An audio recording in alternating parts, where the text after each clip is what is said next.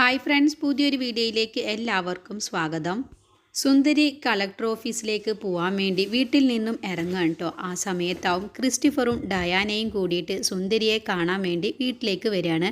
അങ്ങനെ സുന്ദരിയുടെ കാറിൻ്റെ നേരെ മുന്നിൽ വന്ന് അങ്ങ് നിർത്തുകയാണ് കേട്ടോ അവർ. എന്നിട്ട് സുന്ദരിയുടെ അടുത്തേക്ക് അങ്ങ് വരിക കേട്ടോ. അപ്പോൾ സുന്ദരി ഇതാരാണ് ഇപ്പോൾ എന്നുള്ള ആ ഒരു ഭാവത്തിൽ ഇങ്ങനെ നോക്കുകയും എന്നിട്ട് ഡയാന സുന്ദരിയുടെ നേരെ ഇൻവിറ്റേഷൻ ലെറ്റർ അങ്ങ് കൊടുക്കുകയാണ് കേട്ടോ. അപ്പോൾ സുന്ദരി അത് വാങ്ങാൻ കൂട്ടാക്കുന്നില്ല. അപ്പോൾ ക്രിസ്റ്റഫർ ഇങ്ങനെ പറയുകയാണ്, സുന്ദരി മാഡത്തിന് ഇത് എന്താണെന്ന് അറിയാത്തത് കൊണ്ടായിരിക്കുമല്ലേ, ഇത് ഞങ്ങൾ ആരാന്ന് പോലും സുന്ദരി മാഡത്തിന് അറിയില്ല, അതുകൊണ്ടായിരിക്കുമില്ലേ ഇൻവിറ്റേഷൻ ലെറ്റർ വാങ്ങാത്തത് എന്നിങ്ങനെ പറയുമ്പോഴും സുന്ദരി ഒന്നും മിണ്ടില്ല കേട്ടോ. എന്നാൽ സുന്ദരി മാഡം അതൊന്ന് വാങ്ങുമോ പ്ലീസ് എന്നങ്ങ് പറയുമ്പോൾ സുന്ദരി ആ ലെറ്റർ അങ്ങ് വാങ്ങാൻ കേട്ടോ. എന്നിട്ട് ആ ഇൻവിറ്റേഷൻ ലെറ്ററിൽ അങ്ങ് നോക്കുകയാണ്. അപ്പോൾ അതിൽ എഴുതിയിട്ടുണ്ടാവും, Christy hypermarket and Diana convention centre grand opening ceremony എന്ന് ആ ഇൻവിറ്റേഷൻ ലെറ്ററിൽ എഴുതിയിട്ടുണ്ടാവും കേട്ടോ. ഒപ്പം സുന്ദരിയാണ് ഉദ്ഘാടനം എന്നും എഴുതിയിട്ടുണ്ടാവും.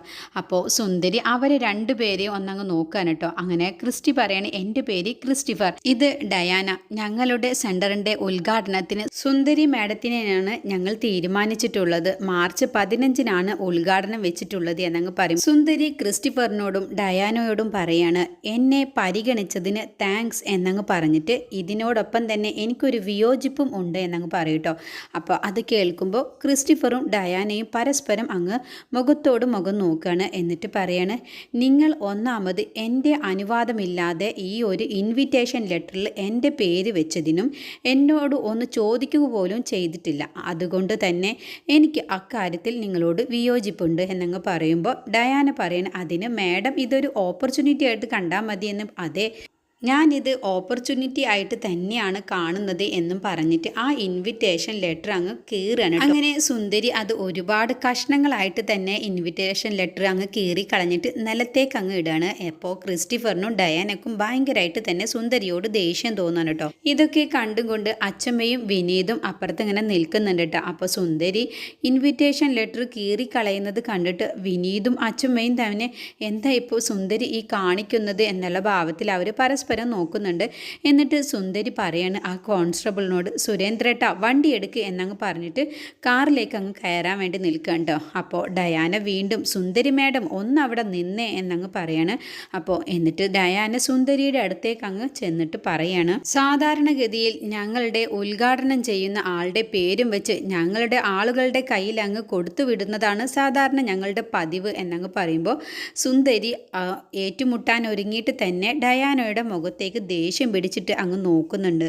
എന്നിട്ട് ക്രിസ്റ്റഫർ പറയാണ്, മാഡം ആയതുകൊണ്ടാണ് ഞങ്ങൾ നേരിട്ട് വന്ന് ക്ഷണിക്കുന്നത്, എന്നിട്ട് അപമാനിച്ചുകൊണ്ടാണോ സംസാരിക്കുന്നത് എന്നങ്ങ് പറയുമ്പോൾ സുന്ദരിക്ക് നല്ല ദേഷ്യം വരികയാണ്. അങ്ങനെ സുന്ദരി പറയാണ്, എൻ്റെ പേര് എൻ്റെ അനുവാദമില്ലാതെ തന്നെ നിങ്ങൾ അച്ചടിച്ചു, അതിൻ്റെ പേരിൽ തന്നെ നിങ്ങൾക്കെതിരെ എനിക്ക് കേസ് കൊടുക്കാവുന്നതേ ഉള്ളൂ. ഞാനത് വേണ്ടാന്ന് വെച്ചതാ. നിങ്ങളുടെ കൺവെൻഷൻ സെൻറ്ററിൻ്റെ നീളത്തിലുള്ള പേരൊന്നും കണ്ട് ഈ സുന്ദരി അങ്ങ് മയങ്ങി വീഴുകയൊന്നുമില്ല. ഒരു പാവപ്പെട്ടവൻ അവൻ്റെ ജീവിതമാർഗത്തിന് വേണ്ടി ഒരു പെട്ടിക്കട തുടങ്ങി അതിലേക്ക് എന്നെ ഉദ്ഘാടനത്തിന് വിളിച്ചാൽ ഈ സുന്ദരി പോയി സന്തോഷത്തോടു കൂടി നല്ലത് വരണേ എന്നും പറഞ്ഞ് പ്രാർത്ഥിച്ചുകൊണ്ട് തന്നെ അവിടെ ഒരു ദീപം കൊളുത്തും. ഈ പറഞ്ഞ നിങ്ങളുടെ ഈ മഹാപ്രസ്ഥാനത്തിന് ഉദ്ഘാടനം ചെയ്യാൻ ഈ സുന്ദരി വരികയുമില്ല. മാർച്ച് 15 ആ ഉദ്ഘാടനം നടക്കുകയുമില്ല. ഞാൻ ഈ പറഞ്ഞത് എന്തുകൊണ്ടാണെന്നുള്ളത് നിങ്ങൾക്ക് ബോധ്യമായിട്ടുണ്ടാവും എന്നങ്ങ് പറഞ്ഞിട്ട് നേരെ ക്രിസ്റ്റഫറിൻ്റെ അടുത്തേക്ക് ചെന്നിട്ട് സുന്ദരി പറയാണ്, ഇനി അഥവാ നിങ്ങൾക്ക് ബോധ്യമായിട്ടില്ലെങ്കിൽ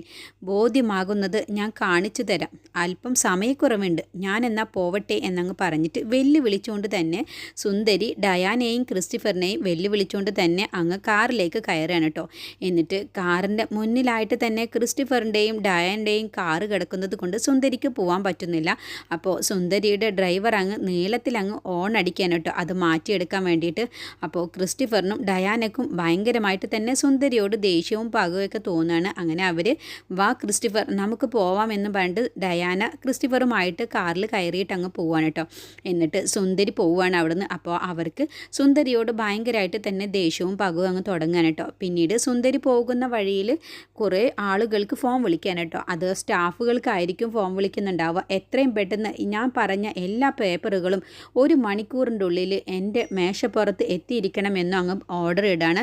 പിന്നീട് തഹസിൽദാറുമായിട്ട് എനിക്ക് 10 മണിക്ക് ഒന്ന് മീറ്റിംഗ് ഉണ്ടെന്നുള്ളത് പറയണം, അദ്ദേഹത്തെ എനിക്ക് കാണണം എന്നുള്ളതും വിളിച്ച് പറയണം എന്നൊക്കെ പറഞ്ഞിട്ട് നല്ല ദേഷ്യത്തോടു കൂടി തന്നെ സുന്ദരി അവരോടൊക്കെ ഫോണിൽ അങ്ങ് സംസാരിക്കുകയാണ് കേട്ടോ. അങ്ങനെ സുന്ദരി മനസ്സിൽ കരുതിയിട്ടുണ്ടാവും ക്രിസ്റ്റഫറിനെ ഒരു പാഠം ഞാൻ പഠിപ്പിച്ചിരിക്കും എന്ന് തന്നെ സുന്ദരി മനസ്സിൽ കരുതിയിട്ടുണ്ടാവും കേട്ടോ. എന്നിട്ട് അവർ ഓഫീസിലേക്ക് ഇങ്ങനെ പോയിക്കൊണ്ടിരിക്കും. ആ സമയത്താവും ആദിയെയും കൂട്ടിയിട്ട് ശരത്ത് ബൈക്കിൽ ഇങ്ങനെ പോവാം സ്കൂളിലേക്ക് ആക്കി കൊടുക്കാൻ വേണ്ടിയിട്ട്. ആ സമയത്ത് ഒരു കാർ അങ്ങ് ബൈക്കിനെ അങ്ങ് ഓവർടേക്ക് ചെയ്യാൻ നോക്കുകയാണ് കേട്ടോ. അപ്പോൾ അപ്പുറത്തെ സൈഡിൽ നിന്നൊക്കെ ഒരുപാട് വാഹനം വരുന്നത് കൊണ്ട് തന്നെ ആ ശരത്തിനെയും ആദിയെയും തട്ടിയിടാൻ കൂടുതൽ ചാൻസും ഉണ്ട് കേട്ടോ. അങ്ങനെ എന്നിട്ട് അവർ ഓവർടേക്ക് ചെയ്തിട്ട് ശരത്തിൻ്റെ ബൈക്കിൻ്റെ അങ്ങ് കയറി പോവാണ് കേട്ടോ. അപ്പോൾ അത് കാണുമ്പോൾ ശരത്തിന് അങ്ങ് ദേഷ്യം പിടിക്കാൻ കേട്ടോ. ഇയാൾ എങ്ങോട്ടാണ് ഇത്രയും ധൃതി പിടിച്ച് പോകുന്നത്, എന്തെങ്കിലും അപകടം പറ്റില്ലേ ഇങ്ങനെയൊക്കെ പോയി കഴിഞ്ഞാൽ എന്നങ്ങ് മനസ്സിൽ കരുതാണ്. അപ്പോൾ ആദ്യം പറയണം അച്ഛാ അവരെ വെറുതെ വിടരുത്, അവരെ തടയണം എന്നങ്ങ് പറയുമ്പോൾ ശരത്ത് അവരുടെ കൂടെ അങ്ങ് നല്ല സ്പീഡിൽ അങ്ങ് പോവാണ് കേട്ടോ. എന്നിട്ട് അവരെ കാറിനങ്ങ് കുറുകെ വണ്ടി നിർത്തുകയാണ്. എന്നിട്ട് ഇറങ്ങടാ എന്നങ്ങ് പറഞ്ഞിട്ട് അയാൾ ആ കാറിൽ നിന്നും ഇറങ്ങിയിട്ട് ശരത്തിൻ്റെ കോളറയിൽ അങ്ങ് പിടിക്കാൻ കേട്ടോ. നീ ആരാടാ ഞങ്ങളെന്നെ തടയാൻ, ഇതേ റോഡാണ്, ഇത് ആർക്കും തന്നെ ഒരു അവകാശവുമില്ല, ആർക്ക് വേണമെങ്കിൽ എങ്ങനെയും വണ്ടി ഓടിച്ച് പോവാമെന്ന് പറയുമ്പോൾ അത് നീ അങ്ങ് തീരുമാനിച്ചാൽ മതിയോടാ, ഇവിടെ റോഡിൽ വണ്ടി ഓടിക്കുന്നതിന് ഓരോ നിയമങ്ങളൊക്കെ പാലിക്കാനുണ്ട് എന്നങ്ങ് പറഞ്ഞിട്ട് രണ്ടുപേരും അങ്ങോട്ടും ഇങ്ങോട്ടും അങ്ങ് സംസാരമാണ് കേട്ടോ. അപ്പോഴേക്ക് ആ ഒരു ഡ്രൈവർ ശരത്തിനോട് അങ്ങ് തട്ടിക്കയറാനാണ് നോക്കുന്നത്. ആ സമയത്താവും കളക്ടറുടെ വണ്ടി അതേനെ അങ്ങ് വരുന്നത് കാണുമ്പോൾ ഈ ആളങ്ങ് പെട്ടെന്ന് തന്നെ കാർ എടുത്തുകൊണ്ട് അങ്ങ് പോവുകയാണ് കേട്ടോ. അപ്പോൾ ഇതൊക്കെ തല്ലുകൂടുന്നത് കാണുന്നതും കാറ് പെട്ടെന്ന് അവിടുന്ന് പോകുന്നതും മാത്രമാണ് സുന്ദരി കാണുന്നത്. അങ്ങനെ സുന്ദരി വണ്ടി നിർത്തിയ ശേഷം നേരെ ശരത്തിൻ്റെ അടുത്തേക്ക് അങ്ങ് വരികയാണ് കേട്ടോ. എന്നിട്ട് പറയാണ് ഒരു കുട്ടിയുമായിട്ട് നിങ്ങൾ സ്കൂളിലേക്കല്ലേ പോകുന്നത്, ഈ സമയത്തെങ്കിലും നിങ്ങൾക്ക് ഈ തല്ലും പിടിയൊക്കെ ഒന്ന് ഒഴിവാക്കിക്കൂടെ എന്നങ്ങ് ചോദിക്കേണ്ട. അത് കേട്ടപ്പോൾ ശരത്തിനങ്ങ് ദേഷ്യം പിടിച്ചിട്ട് ശരത്ത് പറയാണ് മാഡം നിങ്ങളുടെ കാര്യം നോക്കിക്കോ, എനിക്കറിയാം എൻ്റെ കുട്ടിയെ എങ്ങനെ സ്കൂളിൽ പോകണം എന്നുള്ളതും എങ്ങനെ കൊണ്ടാക്കി കൊടുക്കണമെന്ന്, നിങ്ങളുടെ കാര്യം നോക്കിക്കോ എന്നങ്ങ് പറഞ്ഞിട്ട് ശരത്ത് നല്ല മറുപടി അങ്ങ് സുന്ദരിക്ക് കൊടുക്കാൻ കേട്ടോ. പക്ഷേ സുന്ദരിയുടെ കണ്ണിൽ ശരത്ത് തെറ്റുകാരനായിട്ടാണ് തോന്നുന്നത്. അടിയും പിടിയും ഒക്കെ ഉണ്ടാക്കി നടക്കുന്ന ആൾ തന്നെയാണ് എന്നൊക്കെ ഉത്തമ ഒരുപാട് നുണ അങ്ങ് പറഞ്ഞത് കൊടുക്കുമ്പോൾ അതും അങ്ങ് വിശ്വസിക്കുകയാണ് കേട്ടോ. സുന്ദരി കാണുമ്പോഴൊക്കെ ശരത്ത് എപ്പോഴും തല്ലുകൂടുന്നതാണ് കാണുന്നത്. അപ്പോൾ സുന്ദരി വിചാരിക്കുന്നത് ശരത്ത് ഒരു മോശം ആൾ തന്നെയാണെന്നാവും. പക്ഷേ ശരത്തിൻ്റെ അടുത്തല്ല തെറ്റ്, ആ വണ്ടി ഓടിച്ച് പോയ ആളടുത്താണ് തെറ്റ് എന്നുള്ളത് സുന്ദരിക്ക് മനസ്സിലായിട്ടുണ്ടാവില്ല കേട്ടോ. അങ്ങനെ ശരത്ത് പിന്നെ കുട്ടിയെയും കൂട്ടി അവിടെ നിന്ന് അങ്ങ് പോവുകയാണ്. അപ്പോൾ സുന്ദരി ദേഷ്യം പിടിച്ചിട്ട് ശരത്തിനെ ഒന്ന് നോക്കുകയാണ് കേട്ടോ. എന്നിട്ട് കാറിൽ കയറിയിട്ട് നേരെ കളക്ടറേറ്റ് ഓഫീസിലേക്ക് എത്തുകയാണ്. എന്നിട്ട് ചൂടായിട്ട് തന്നെ ഓഫീസിലേക്ക് അങ്ങ് കയറി പോവാണ് കേട്ടോ. അപ്പോൾ അവിടെയുള്ള കോൺസ്റ്റബിളൊക്കെ പറയുന്നുണ്ട് എന്താ മേഡത്തിന് ഇത്രയ്ക്കധികം ദേഷ്യം, എന്താ കാരണം എന്താണെന്നറിയില്ല, കാറിലിരുന്ന് ഒരുപാട് പേർക്ക് ഫോൺ വിളിച്ചിട്ട് എന്തൊക്കെയോ ഫയലൊക്കെ റെഡിയാക്കാൻ വേണ്ടി പറഞ്ഞിരുന്നു, എന്താണെന്നറിയില്ല. ഇനിയിപ്പോൾ ഈ ഒരു സുന്ദരി മേഡവും ഇങ്ങനെയൊക്കെ ചെയ്ത് കൂട്ടിയിട്ട് മുന്നേ ഉണ്ടായിരുന്ന ശരത് സാറിനെ എല്ലാ രാഷ്ട്രീയക്കാരും ഒക്കെ ചേർന്നിട്ട് പറഞ്ഞയച്ചതുപോലെ സുന്ദരി മേഡത്തിനെയും പറഞ്ഞയക്കാനാണ് സാധ്യത. ഇവിടെയൊക്കെ ഉണ്ട് നല്ലപോലെ പണിയെടുക്കാനൊക്കെ സമ്മതിക്കുന്നു എന്നൊക്കെ അവർ പരസ്പരം അങ്ങ് പറയാൻ കേട്ടോ. പിന്നീട് സുന്ദരി നേരെ ഓഫീസിനകത്തേക്ക് കയറിയ സമയത്ത് അവിടെയുള്ള സ്റ്റാഫുകളൊക്കെ അങ്ങ് ഫയലുകളൊക്കെ തിരയുന്ന ആ ഒരു തിരക്കിലാവട്ടോ. എന്നിട്ട് സുന്ദരി പറയണ എത്രയും പെട്ടെന്ന് എൻ്റെ മേശപ്പുറത്ത് ഫയലുകൾ, ഞാൻ പറഞ്ഞ ഫയലുകൾ എത്തണമെന്നങ്ങ് പറയാണ്. അങ്ങനെ ഒരുപാട് ഫയലുകളുമായിട്ട് സ്റ്റാഫുകൾ അങ്ങ് ചെല്ലുകയുണ്ട്. അപ്പോഴൊക്കെ ഉത്തമൻ ഇങ്ങനെ ദേഷ്യം പിടിച്ച് നോക്കുന്നൊക്കെയുണ്ട്. എന്തൊക്കെയോ ഒപ്പിക്കാനുള്ള പരിപാടി തന്നെയാണ്, ഇതെല്ലാം തന്നെ ക്രിസ്റ്റഫർ സാറിനെ വിളിച്ച് പറയണം എന്നൊക്കെ അങ്ങനെ മനസ്സിൽ കരുതുന്നുണ്ട്. അങ്ങനെ ക്രിസ്റ്റഫറിനെ കുറിച്ചിട്ടുള്ള അയാളുടെ ഷോപ്പിംഗ് കോംപ്ലക്സിനെ ബ്ലോക്ക് ചെയ്യാനുള്ള എല്ലാ കാര്യമായിരിക്കും കേട്ടോ സുന്ദരി അതിൽ തപ്പിക്കൊണ്ടിരിക്കുന്നുണ്ടാവുക. അപ്പോൾ അതിന് വേണ്ടിയിട്ടാവും തഹസിൽദാറിനെ കാണണം എന്നൊക്കെ പറയുന്നത്. അങ്ങനെ ഫയലുകളെല്ലാം തന്നെ കിട്ടുകയാണ് കേട്ടോ. അങ്ങനെ ക്രിസ്റ്റഫറിൻ്റെ നേരെ ഒരുപാട് പരാതിയും കാര്യങ്ങളൊക്കെ അവിടുത്തെ ജനങ്ങൾ കൊടുത്തിട്ടുണ്ടാവും. അങ്ങനെ 5 പേരെ കൂടി ഒഴിപ്പിച്ച ശേഷമാണ് ക്രിസ്റ്റഫർ അവിടെ ഒരു ഷോപ്പിംഗ് കോംപ്ലക്സ് നടത്താൻ വേണ്ടി പ്ലാൻ ചെയ്തിട്ടുണ്ടാവുക കേട്ടോ. ആ ഒരു ഉദ്ഘാടനത്തിനാണ് സുന്ദരിയെ വിളിച്ചിട്ടുണ്ടാവുക. എന്നിട്ട് സുന്ദരി ചോദിക്കുകയാണ് അവിടുത്തെ സ്റ്റാഫുകളോടൊക്കെ, ക്രിസ്റ്റഫറിനെതിരെ ഇത്രയും പരാതികൾ കിട്ടിയിട്ട് എന്താ ആരും തന്നെ ഒരു നടപടിയും എടുക്കാത്തതെന്ന് ചോദിക്കുമ്പോൾ ലത പറയാണ്, ഞങ്ങൾ എന്ത് ചെയ്യാനാണ് സാറേ, ബാക്കിയുള്ളവരൊക്കെ ഇവിടെ വന്നവരാരും തന്നെ ഒരു നടപടിക്കും ശ്രമിച്ചിട്ടില്ല എന്നൊക്കെ അങ്ങ് പറയാൻ കേട്ടോ. അങ്ങനെ സുന്ദരി ഒരു ഫയലിൽ ഒരു ടൈപ്പ് ചെയ്യാൻ വേണ്ടിയിട്ട് ഒരു പ്രധാനപ്പെട്ട ഒരു രേഖ തന്നെ അങ്ങ് കൊടുക്കാൻ കേട്ടോ. ഇത് എത്രയും പെട്ടെന്ന് എനിക്ക് ഇന്ന് തന്നെ ഇവിടെ ടേബിളിൽ എത്തണമെന്നങ്ങ് പറയണം. അങ്ങനെ ലത പെട്ടെന്ന് തന്നെ അതൊക്കെ ടൈപ്പ് ചെയ്ത് കൊടുന്നു കൊടുക്കുകയാണ്. അങ്ങനെ സുന്ദരി അതിലങ്ങ് ഒപ്പ് വെച്ചിട്ട് സീൽ ചെയ്യാൻ കേട്ടോ. എന്നിട്ട് സുന്ദരി അങ്ങ് മനസ്സുകൊണ്ട് തന്നെ അങ്ങ് പുഞ്ചിരിക്കുകയാണ്. ക്രിസ്റ്റഫറിൻ്റെ എല്ലാ കള്ളത്തരവും ഞാൻ ഇതോടുകൂടി നിർത്തും എന്നുള്ള ആ ഒരു വാശിയിൽ തന്നെയായിരിക്കും കേട്ടോ.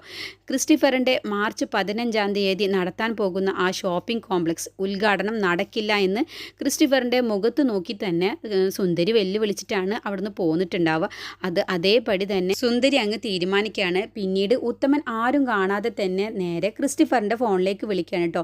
എന്നിട്ട് പറയാണ്, ക്രിസ്റ്റഫർ സാർ, നിങ്ങൾക്കുള്ള പണി എന്തോ ഒന്ന് സുന്ദരി മാഡം ഒരുക്കി വെച്ചിട്ടുണ്ട്. ആ സുന്ദരി നിങ്ങളുടെ ശവകല്ലറ കണ്ടിട്ടേണ് പോവുകയുള്ളൂ എന്നാണ് തോന്നുന്നത്. അത്രക്കധികം നിങ്ങൾക്കുള്ള പണി ഒരുക്കി വെച്ചിട്ടുണ്ട് എന്നൊക്കെ പറയുമ്പോൾ ഡയാന ഫോൺ അങ്ങ് വാങ്ങാൻ കേട്ടോ. എന്നിട്ട് എന്താ ഉത്തമൻ നീ പറഞ്ഞു വരുന്നത്? ആ മാഡം, ഇവിടെ സുന്ദരി എന്തൊക്കെയോ നിങ്ങൾക്കെതിരെയുള്ള നീക്കങ്ങൾ നടത്തിക്കൊണ്ട് വരുന്നിട്ടുണ്ട്. അതിനുവേണ്ടി എന്തൊക്കെയോ പേപ്പറുകളൊക്കെ ശരിയാക്കിയിട്ടുണ്ട്. നിങ്ങൾക്ക് എന്തോ ഒരു പണി കിട്ടാൻ പോകുന്നു എന്ന് എനിക്ക് തോന്നുന്നു എന്നങ്ങ് പറയട്ടോ. അത് കേൾക്കുമ്പോൾ ക്രിസ്റ്റഫറും ഡയാനയും അങ്ങ് ഷോക്കാവാൻ കേട്ടോ. എന്നിട്ട് ഇതിനു വേണ്ടി എന്തെങ്കിലും ഒന്ന് സുന്ദരിക്ക് തിരിച്ചടി കൊടുക്കണം എന്നുള്ള ഭാവത്തിൽ ദേഷ്യം പിടിച്ചിട്ട് തന്നെ അവരവിടെ നിൽക്കുകയാണ്. അതുവരെയാണ് കേട്ടോ ഇന്നത്തെ എപ്പിസോഡിൽ കാണിച്ചിട്ടുള്ളത്.